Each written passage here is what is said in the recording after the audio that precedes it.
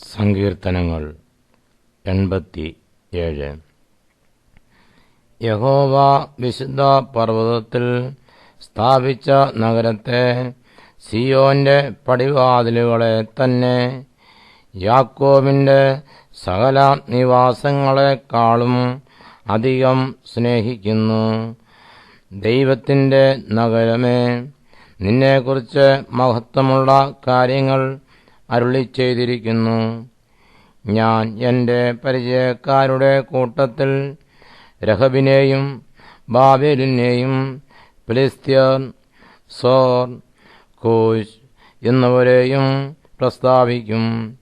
ഇവൻ അവിടെ ജനിച്ചു, ഇവനും അവനും അവിടെ ജനിച്ചു എന്നും സിയോനെക്കുറിച്ച് പറയും.